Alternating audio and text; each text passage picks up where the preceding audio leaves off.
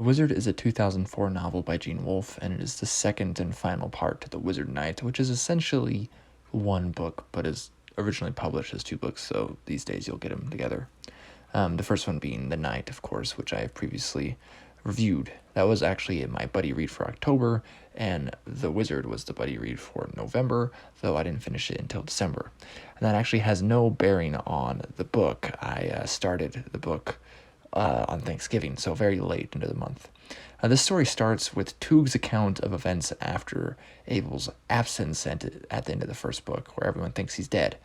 And it seems like, yes, he did die, actually, but that is another matter. But they press the Ongerborn giants anyhow, these people. Even when Abel returns, the narrative has parts from Toog and others from Abel, though at the end of the book, it's mostly from Abel again. Again, his parts in first person, as you'd expect. This book feels like a love letter to fantasy, kind of obviously, of course, but also to romance, medieval literature more broadly.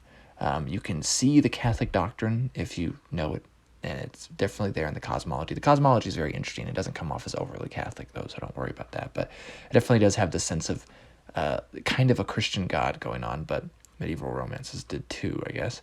It is such a lovely novel to read. It's so beautiful. It's so beautiful. At just every page, there's just something that is fun, funny, just sweet, sublime. It's full of Easter eggs. It's very broad in its strokes in some sense. It's hitting a lot of things, but it really keeps this focused tale that we get of Abel. And we do, it's not a spoiler because I won't tell you it, but we do learn Abel's real name in this one.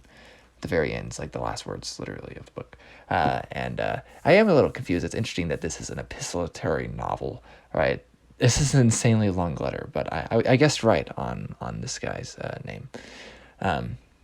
Wolfe obviously knows his stuff when he was writing this. I have read one thing. I don't have many notes here because it's just hard for me to gather my thoughts on Wolfe books, even though I enjoyed them tremendously.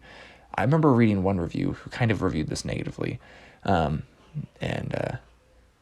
they said it read exactly like Book of the New Sun, and I'm like, what? Severian reads nothing like Abel. They're not even close at all. So I feel sorry if that's how you guys feel about this book, because you're wrong. Anyways, they're nothing alike. I think Wolfe has a certain style that comes through in both of them, but the characters themselves, no, not even close. Anyways, so I guess you could complain in some sense, right? You don't really know where this one's going.